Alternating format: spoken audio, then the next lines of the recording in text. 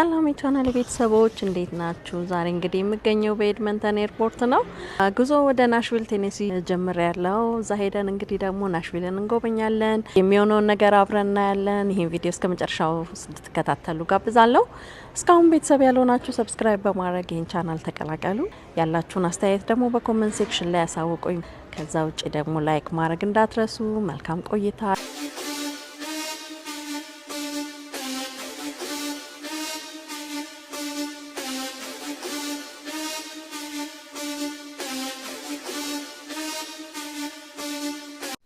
ናሽቪል ከተማ በዩናይትድ ስቴትስ ኦፍ አሜሪካ በመካከለኛው ደቡብ ምስራቃዊ ክፍል የምትገኝ ሲሆን የህዝቧን ብዛት ወደ 700,000 የሚጠጋ 1362 ስኩዌር ኪሎ ሜትር ስፋት ያላት የቴኔሲ ስቴት ዋና ከተማ ናት። ጉብኝታችንን ከመጀመራችን በፊት በዳውንታውን ወደሚገኝ ወደ አንድ ሆቴል ጎራ ብለን አረፍ ብለን ትንሽ ነገርም ቀማምሰን ዞር ዞር እያለን ናሽቪልን መጎብኘት ጀመረን።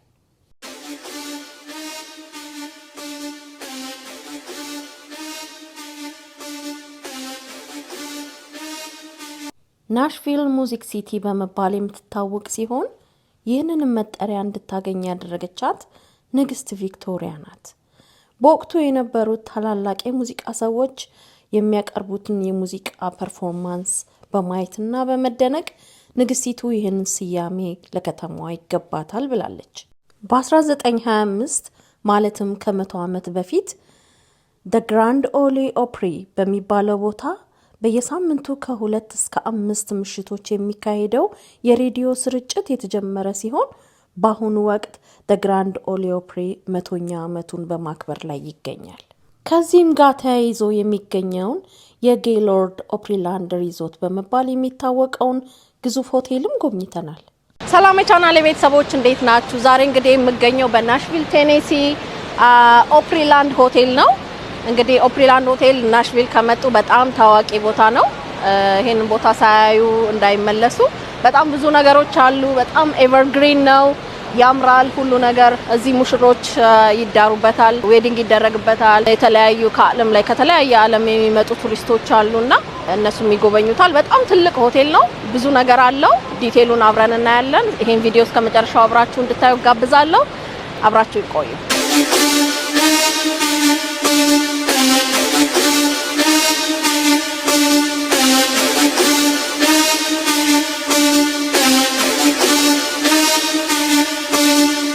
ኦፕሪላንድ ሆቴል 3000 የመኝታ ክፍል ያለው ትልቅ ሆቴል ሲሆን በከተማዋ ትላልቅ ኮንቬንሽናል ስብሰባዎች ሲኖሩ ይካሄድበታል።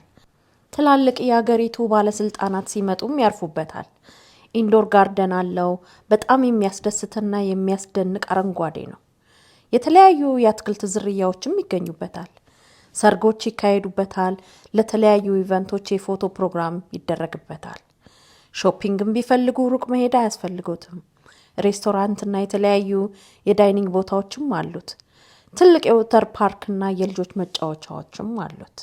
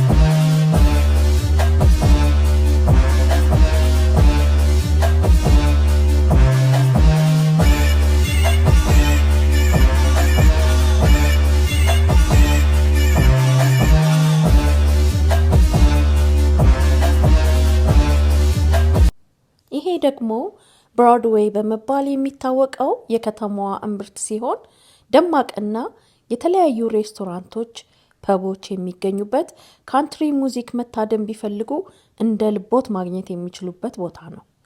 ታዋቂ አርቲስቶችም ለምሳሌ ጄሰን አልዴን፣ ኬኒ ሮጀርስ፣ ዶሊ ፓርተን የመሳሰሉ በካንትሪ ሙዚክ ሌጀንድ የሚባሉ ትላልቅ አርቲስቶች ትላልቅ ሬስቶራንቶች በዚሁ ቦታ አሏቸው። ይህ አካባቢ በዊኬንድ ላይ የበለጠ የሚጨናነቅ ሲሆን በኖርማል ቀንም ብዙ ቱሪስቶች ይጎበኙታል። ወደዚህ ቦታ ለጉብኝት ሲመጡ ረዘም ያለ ወክ ሊያደርጉ ስለሚችሉ ኮምፎርታብል የሆኑ ጫማዎች እንዲያደርጉ እመክራለሁ። ይሄ ደግሞ ናሽቪል ትራክተር ይባላል። አንዳንድ ጊዜ በግሩፕ ፈን ለማድረግ፣ ለሰርግ፣ ለባችለር ፓርቲ እንዲሁም ለተለያዩ ኢቨንቶች መከራየት ይቻላል። ዋጋው እንደ ወቅቱ ከ60 እስከ $90 ይሆናል። ይሄኛው ደግሞ ጆን ሴገን ቴይለር ብሪጅ ይባላል። እዚህ ላይ ሆኖ ዳውንታውኑን ማየት ይቻላል። ከአንደኛው ጫፍ ወደ ሌላኛው ጫፍ በወክ ለማቋረጥ 15 ደቂቃ ይፈጃል። በማታ ሲያዩት ደግሞ ከውሃው ሪፍሌክሽን እና ከመብራቱ ጋር በጣም ያምራል። ይሄ ደግሞ ኒሳን ስታዲየም ይባላል። የቴኔሲ ፉትቦል ቲም ታይታንስ የሚጫወትበት ስቴዲየም ነው። ይሄ ደግሞ ባይሴንቲያል ፓርክ ይባላል። በጣም የሚያምር አረንጓዴና ለወክ የሚመች ለፒክኒክ እንዲሁም ለኤክሰርሳይዝ ለማድረግ በጣም ምቹና ተመራጭ ነው። የናሽቪል ዙ በአሜሪካ ውስጥ ካሉ 9 ትላልቅ ዙዎች መካከል አንዱ ሲሆን የተለያዩ እንስሳት እንደ አንበሳ፣ ቀጭኔ፣ ነብር የመሳሰሉት ይገኙበታል። የመግቢያውም ዋጋ እንደ ወቅቱ ቢለያይም ከ20 እስከ $30 ይሆናል። ብሪጅስቶን አሬና፣ ይሄ ደግሞ የናሽቪል የናሽናል ሆኪ ቲም ፕሬዲተር የሚጫወትበት ቦታ ነው።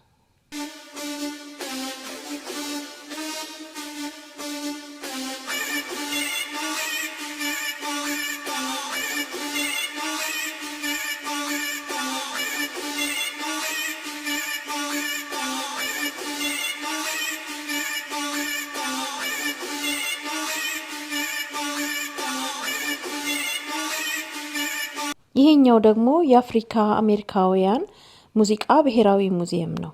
ይህ ቦታ በናሽቪል ዳውንታውን የሚገኝ ሲሆን የአፍሪካን አሜሪካውያንን የሙዚቃ ታሪክና ተጽዕኖ የሚያሳይና ይህንንም ታሪክ ጠብቆ ለማቆየት የተዘጋጀ በዓለም ላይ ብቸኛው ሙዚየም ነው።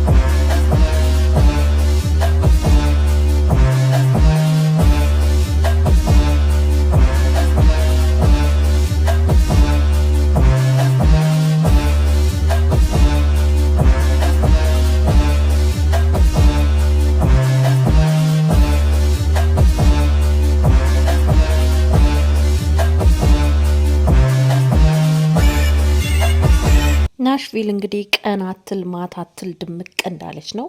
በማታ ደግሞ እንግዲህ ቴን ትመስላለች።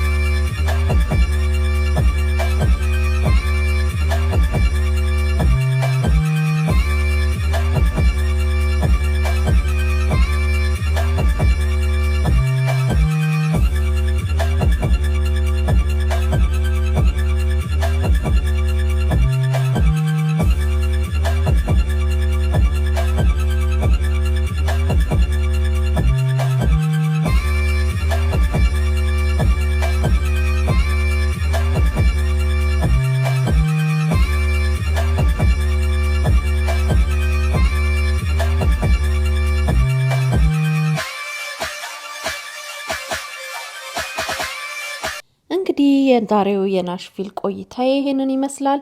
በሌላ ጊዜ ደግሞ በሌላ ቪዲዮ እንገናኛለን። ይህን ቪዲዮ ለሌሎች እንዲደርስ ላይክ በማድረግ ያሉትንም አስተያየት በኮሜንት ሴክሽኑ ላይ በማስቀመጥ ሰፖርት እንዲያደርጉኝ ጠይቃለሁ። በሌላ ቪዲዮ እስከምንገናኝ መልካም ቆይታ